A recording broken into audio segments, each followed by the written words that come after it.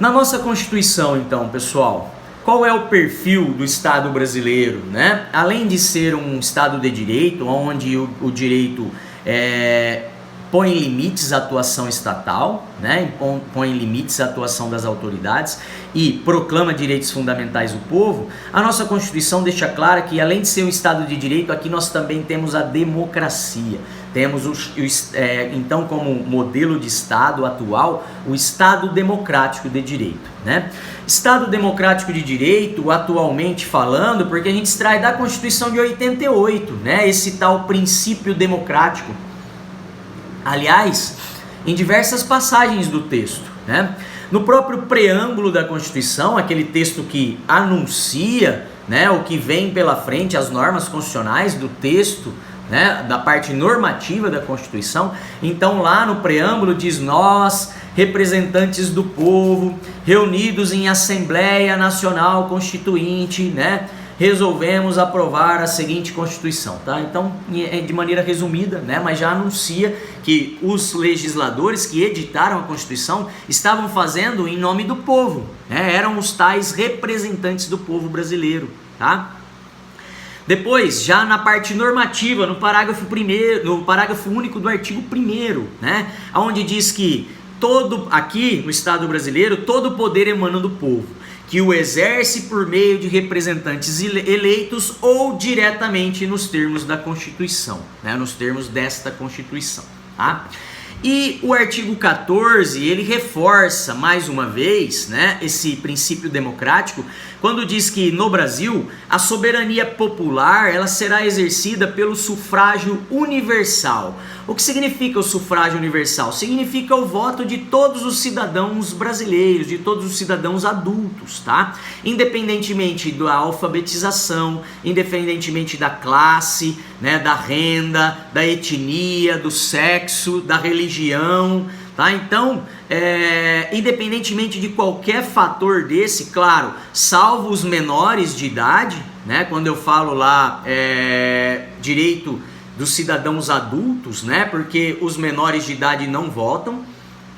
Eles podem votar de maneira facultativa a partir dos 16 e depois passam a votar de maneira obrigatória a partir dos 18, né? Então, o sufrágio aqui é universal. Todos os cidadãos, independentemente de renda, classe, religião, sexo, etnia, nível de alfabetização, todos têm direito de voto. Isso é o tal sufrágio que é universal dentro do Estado, tá? Então a soberania ela é exercida, conforme o artigo 14 da Constituição, por meio do sufrágio universal e pelo voto direto e secreto com valor igual para todos, tá? Então, o voto tem valor igual para todos, as autoridades têm o mesmo direito a um voto na escolha dos governantes, os ricos, né, têm o mesmo direito, o mesmo valor o voto dele do que o voto dos pobres, né, o voto das mulheres tem o mesmo valor do que o voto dos homens, né? Então, nesse caso, temos que mencionar que o voto ele é igual para todos, ele representa o mesmo valor para todos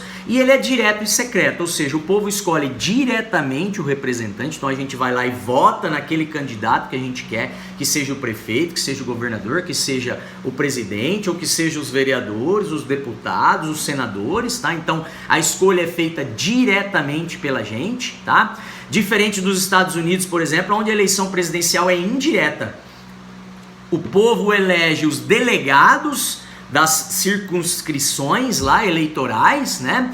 E os delegados é que vão diretamente escolher o presidente. Então lá a escolha é indireta. Aqui não, nós do povo é que escolhemos diretamente quem será a autoridade eleita para governar o Estado, tá? E ao mesmo tempo secreto, né, pessoal? O voto aqui é secreto, ou seja, mantém-se o sigilo, né? Não é um voto aberto, manifestado lá abertamente, tá? A gente vota em sigilo, de forma secreta, ok?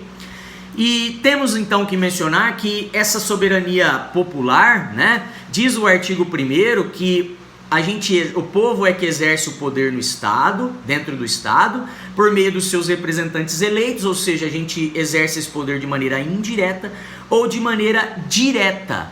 E quando a gente exerce a soberania popular, a escolha na condução do Estado, né, a própria decisão política do Estado de forma direta, a gente escolhe, a gente pode de maneira direta participar do governo do Estado através de plebiscito e referendo, bem como por meio de propostas de projetos de lei de iniciativa popular, tá? Isso está no mesmo artigo 14, tá? No caso, nos incisos, ok? Plebiscito e referendo, pessoal. Plebiscito e referendo nada mais são do que consultas populares, tá? Consultas formuladas ao povo, né? Para verificar para que o povo possa decidir sobre questões relevantes dentro do Estado, né? Questões de natureza constitucional, questões de natureza legislativa ou até mesmo decisões administrativas, né? Questões administrativas consideradas relevantes, no qual a autoridade irá consultar qual é a vontade popular, né? Qual seria a vontade do povo com relação àquela decisão a ser tomada, aquela proposta a ser apresentada, né? A mesma coisa, então, tanto o referendo como o plebiscito são consultas feitas ao povo, né? Consultas populares, para saber qual é a intenção, qual é a real vontade do povo na decisão a ser tomada, seja para a edição de uma norma ou seja para a tomada de uma decisão política, um ato administrativo a ser praticado, ok? A diferença é que o plebiscito faz-se essa consulta popular antes da norma jurídica ou daquele ato administrativo que se pretende praticar ser ainda realizado, tá? Então é uma consulta prévia, né? Antes da edição da lei ou da norma, né? Ou antes da tomada de decisão política, tá?